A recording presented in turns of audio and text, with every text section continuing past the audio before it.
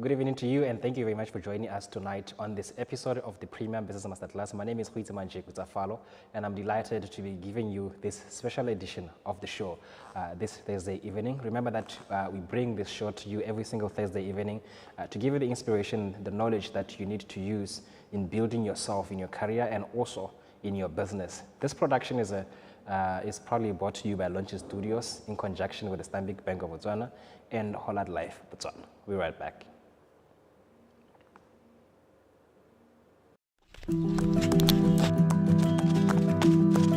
For all of life's big and small moments, Temper Hollard Insurance Botswana. Our wide range of insurance products guarantee to get you and your loved ones back on track when life hits a short left. Better futures start with Hollard.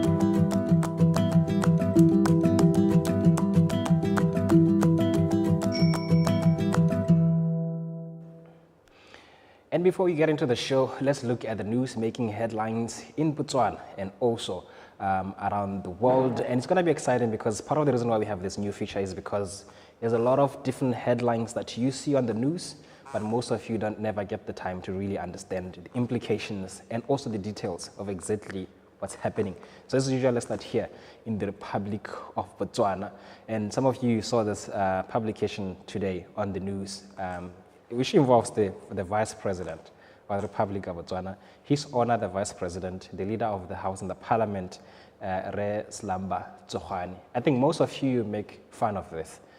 So what happened was he was scheduled to attend the inauguration of Ruto in one of the countries, and just before the trip could actually happen, a demise happens to him, so he falls. I mean, this is speculations because the details of exactly what happened has not been released. And while we're here, it's always very important for you to really wait for people to publish what is true, because part of the reason why this is important is that there is in news what is called misinformation, disinformation, which happens because some people, they just decide to put the news a certain way so that they fit whatever purpose that they have. I mean, it's a joke, it's funny. Most of you, when it happens in your home, do you remember the last time when you were told your grandmother fell? It wasn't funny, right? That's exactly how it happens. Now, because of that, the Vice President cannot travel. And right now, we do have a new acting president, Ramuzvinila, which is amazing. I think a few weeks ago, there was a new president. I was thinking in my mind, within the last 2 weeks, during the last 2 months, you realize we actually had 4 presidents in the Republic of Botswana. Very amazing. It doesn't happen anywhere else in the world, but it does happen here. So I wanted to pass this message for you to always be careful, to know, to always wait to hear what is published. I think this is the thing that happens a lot in Botswana. There is a lot of speculations and misconstrued parts of information that we know about people, about the government. And when we look at where do they exactly come from, you will always realize that there are people that have whatever reasons of why they put the news the way that they do. But let's move forward with another publication that came from SIPA. I think this is a reminder for all of you who are owning businesses. I think this is the time for to take the moment to actually explain. When you register a company, there's 2 things that you can actually do. You can choose to register it as a business name in the case in which this is you as a person, you as an individual, trading as whatever brand that is. So this is where now, when you register a business name, you can have a company, but it's not really a company. So you can register it as a business name or a company name. So the publication of what you see, because a lot of people were really confused by what exactly does it mean. So for those of you who have companies that you've registered, you know every year you're always paying 500 pula on your annual returns. And this, for most people, have been wondering, then what happens when you have a business name? Because some people always find when they try to go back into the SIPA system, they don't find their businesses anymore. And this is a reminder for most of you who haven't done your annual returns, because trust me, it's either go and check on the SIPA thing. If you've never registered your business, or you did, but you've never again filled your annual returns, though your customers that you go for tendering on, they are always going to go on that system, and then they check your company in there. And if you haven't done this part, it means that company is going to be considered as an unregistered business. Yes, you do have the paper certificate of incorporation, but if you don't fulfill this part of the annual returns, you are as good as not having registered. So the reminder from SIPA here, for those of you who have registered the businesses as business name, you are reminded that your annual returns are not done every year. They're done every 3 years, and you pay the same 500 pula every 3 years. But if you register as a company, this is when now you're going to have to pay 500 pula every year to file your annual returns. And let's move on to international news. This one is a very peculiar for me because I saw it this morning and it made me wonder, because this is a trending thing nowadays, that majority of the world's billionaires, including Bill Gates, have decided to fall off from the list of the richest people in the world to give their money away. And one of the billionaires who has decided to do this is the one that you see on the screen. Today he announced that he's giving his company away to charitable organizations that are going to help in fighting climate change. This same business made around $1.5 billion last year alone, and it makes at least $1 billion a year. Now imagine this old man who decides, all the fortunes I've made. This guy has been in business for a long time. He does fashion, he does all kinds of things.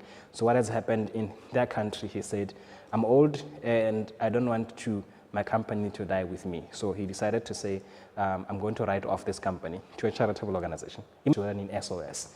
I mean, this is one way of looking at it, because most people always ask me the question of, when my heart really loves giving back to the community, the kind of project that I need to do, what must they be about?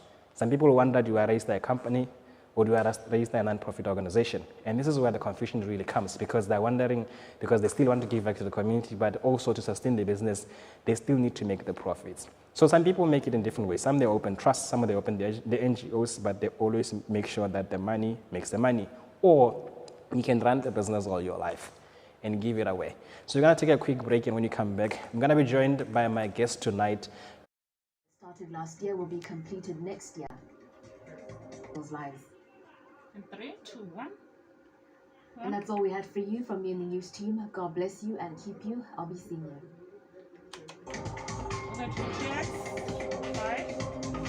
My guest tonight, please help me welcome to the show for the very first time, Tidi. I call you Tidi, but I know your name. It's like a name. You always say it. It's like mine, a 10-character name, and my surname is also a 10-character name altogether. And what I did. Surprisingly, I've got a very long name as well, but for some reason, people that struggled a bit, but yeah. Yeah. So a lot of people see you on TV all the time. Sometimes they hear you on radio, have like an inside conversation to really know what goes into it, where you come from, how did you get into this? Because a lot of people have this passion of, your story really began. My professional story or my personal story, or both of them? Let's start with your professional one, yeah.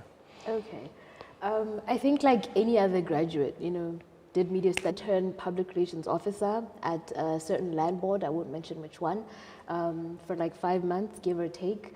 And then following which, I felt like, I need something more exciting. I need something that will challenge me even more. It was an experience, and I did everything basically at UB. It was media studies. I double majored in public relations and television production, and but I also all other things encompassing media. So. A little bit of experience here and there. So then I joined BTV, and that is where even though the money aspect, of course, yeah. But you appreciate the experience, because you're thrown in the deep end. You get to appreciate what it means to be a professional, and you start small, and that is where I started creative journalism, or whether it's event based, depending on what assignment I was given. But yeah, I took on various assignments, and they brought me to where I am today. But I look at it also, people wanted to be a psychologist. Yeah. At some point, I wanted to be a lawyer. You would make a good one. I know that for sure. Begged about my profession, because a certain friend of mine, her name is Tatayone, she was a very good friend of mine then. I remember she's like, Tidi, you're very artsy. I love drawing, I love writing, I love anything to do with art. You know? His 4th year at the time doing media studies, he's like, I want you to sit down with this person and just, ask about his program and find out more about it. And mind you, I never knew through it. He told me like from year 1 till year 4, this is what we've been doing. And I literally have had a moment where I felt like, you know, God was also just whispering, this is where I want you to be. This is what I did, you know, to say media studies is my first choice, and then every other choice came afterwards. So I feel like it was also a God moment, because I've not regretted it at all. And I see what he's doing, you know, I see what he's doing in my life every day. And I feel like, yeah. Yeah, I mean, TV is not by people made a joke of His Honor the Vice President because he was to deliver a message, so he was to read a teleprompter, and then it wasn't not an easy thing to do. But most of you find it easy to, not really easy to do. You are able to just gel and move the type of TV personality and radio personality that you imagined in your mind. I think the most difficult part of it, outside of the external factors, is self-belief, self-confidence. You know, television, like you say, it doesn't come naturally for everybody. You know, and when you're in the zone all the time, you need to keep abreast of what is happening around you. You need to basically, you know, be a jack in a doctor's shoes. Tomorrow you're a lawyer, the next day you're a politician, the next day you wear so many hats, because when you when you don't specialize, you need to be an all-rounder. You need to know what is happening in everything. So that alone is challenging, and you need to believe in yourself, and you need to work hard. So I think you really need to put in the work. You don't wake up in the morning. God gives you the grace to do it every day, but you also, so I think the most difficult part is that, you know, striving to become better. You move forward, you better yourself every day, and I think that is by far the biggest challenge. So how would you paint the picture for someone who only see TV through that television set? And when last did you do the news? Last week. Last week, yeah. okay. We work with schedules, so I was scheduled for last week, this week. We didn't have the news. Okay. Because BTV has announced that they want to do like 24/7 news. Most of us were like, 24/7? With what? Because first of all, in the 30 minutes, because the news used to be like, what, 10, 15 minutes? And now they're like 30 minutes. Roughly around 24 minutes. Now it's like 24 minutes, but 4 bulletins. 4 bulletins. Or 5. Yeah, which are like 7 minutes long. But watch this space. I want a success story. So it's not going to be our usual, you know, news. Yeah, a lot of changes. Just, okay. You know, watch this space. So what goes on behind before you, I don't know if you're allowed to talk about this. Yeah. Okay. So what goes on into it? So that, you know, especially as a lady, you know, there's a lot that goes into. They can do it minimally. I think for the purpose of your image, it's important to do makeup. They won't bright lights and stuff. You can't just go in with a bare face. It doesn't look good for television. And feel natural, feel okay, and not feel like you're caked or anything. Yeah, because because when I announced, they're not used to wearing makeup. Yeah, so, it was really awkward. Yeah. So yeah, there's you touch base with your producer. They will tell you, okay, this is what to expect, obviously. If there are any interviews that you'll do, you're told beforehand. Your mind when you're taking the steps every time to sit on the set. Do you have like that time and experience will literally last for this is happening, on a word or whatnot, but what you have contrasted with that responsibility of communicating to the world outside. I think for me, it's people who do watch me on screen. You know, with the guys that I used to see on doing the news. I think my grandmother really liked Mary Gloria Khutsafalo, for example. Wow. She got on to like Sitiro, what's her name? That young lady. The first time I saw her, Khutsafalo, I was like, this one should do news on CNN. She's she's good. Amazing. Yeah. So how does it feel like to come after such great people, and people have already put some kind of expectations of how excellent you must be, and then you don't seem to. I don't know how you feel about yourself being a host and anchor of the news. Do you feel like people connect with you? I know you can't really tell, but I know you can tell. Yeah. I think anybody in any field also have those who just don't, you know, and there's nothing you can do about that. So I think I tend to, you know, focus on the positive. So I'll focus on the positive feedback that I get and those who appreciate my work. But in answering your other question, where, you know, I think a lot of the time when you've had maybe it as something that could phase you, you see it as something that you could to do this in the news. I was still on internship, you know. So, but you know, she's a very easygoing person. You know, of course, yeah. she's just amazing. So I've had conversations with her. I've aspired to, walk in her footsteps, and today I get to do that. So now I get to, do 3164437 3164438 o ka re letsa ka kwano gone mo thulaganyong e o botsa dipotso tse ileng gore o re di tsholetse mo sebakeng se ke na le baeng ba me ka kwano ba ta di araba hela jalo mme sebaka ke sa go motsana wetso mme re santse re metse megala jalo baruti gongwe re be le kganya gore re na le dibeke tse pedi le sa tswa gore tlhalosetsa gore seemo ne sentseang ka nako ya SOE le gore go ya pele re lebile kae mme anong ha re lebeletse the situation on the ground gompieno re na le dibeke di heta pedi ha e sa le SOE e bulela jalo e kira e emisiwa jalo mme mo sebakeng sa gompieno gongwe ke itebaganye le Reverend Dibebe gongwe le re lebeletse gone gore lo ka metsi dikereke ka go harologana tse palo e leng gore e teng hong ke dihi kgotsa ke palo e re ka reng ba boetse ko the new normal ba ileng gore ba butse kgotsa ba bangwe ba santse ba tswaletse hela ba itswaletse jalo re tsamaya kae mo sebakeng sa gompieno ke a leboga gape mme o nkabetse kita super 1644437 Yeah, so let's continue with this particular part of when you're doing it live. What was this about? like it. I didn't get to see it, but yeah, I was reading the morning news, and yeah, that's what I remember about it. Yeah. So the other thing I wanted to talk about is TV people. You don't get to, because you become personalities, visible personalities. The work ethic that why is she buying fat cakes? I mean, they think you probably get paid $100,000 a month. Yeah. Has that happened to you where you were like, what, I think I've lost my usual. But when I leave work, I sort of switch off that life. I feel like my home life and my work life are two different lives. I mean, I would be. I don't think too much about it. I don't, like, even after, let's say, reading the 3 p.m. news, and then after that, I go to do my grocery shopping. I switch off literally the minute I step out of, the complex and I go to the shops. I don't think about, that only a few minutes earlier I was reading the news. I don't know if that's even normal. Okay. But I'll give you an example of just how much pressure, external pressure there is.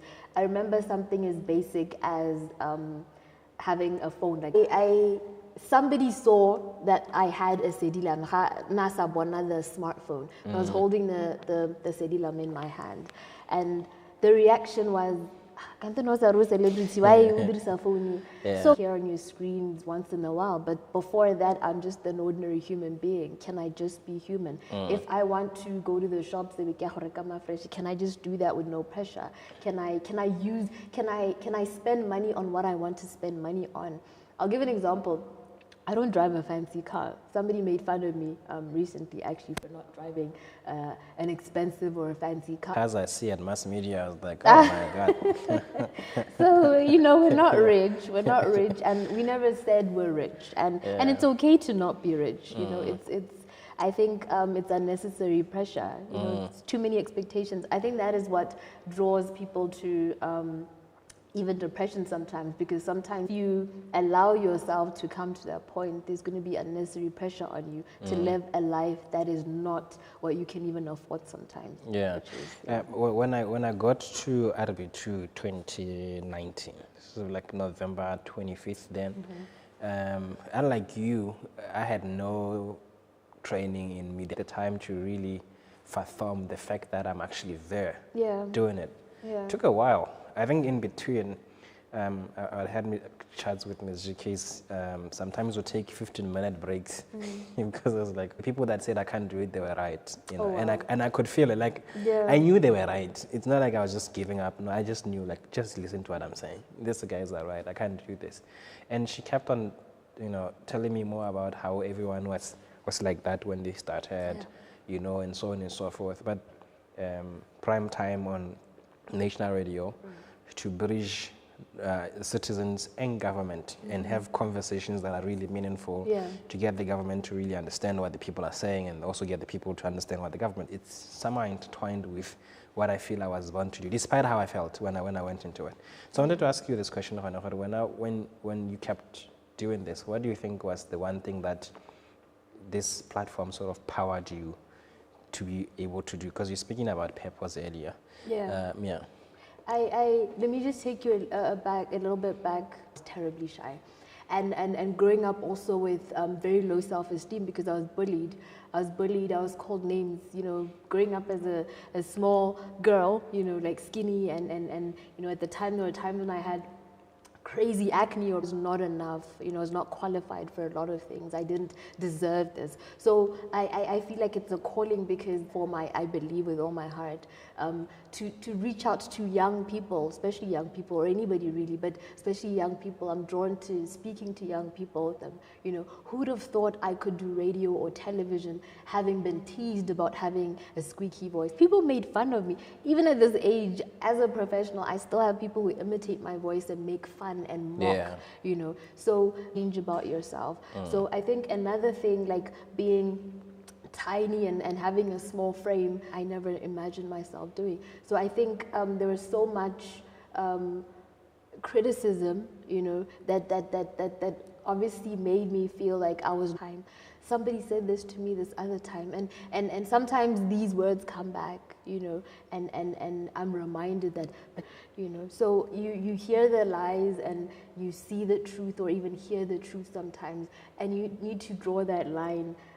Okay, am I gonna focus on this opportunity or this platform where God has placed me? I'm not sure if I answered. Yeah, beautiful. Because the question I wanted to ask you next was, you reference God a lot. I mean, this platform is one of those. We are about God first. Yeah. Because we reference that I do this because of God. I do it for God, and I do it with God. Who would do the same thing. Right. Primarily from me because I know myself. Like I really know myself. I can't do this. You know, it can only be God to do that. Yeah. So why is it important always to send forth the reference to God every time you're doing your thing? First and foremost, I believe that I'm only here because of Him. Whether it's, you know, me having breath in my lungs or me being able to eat something at the end of the day, clothes on my back, just basic things.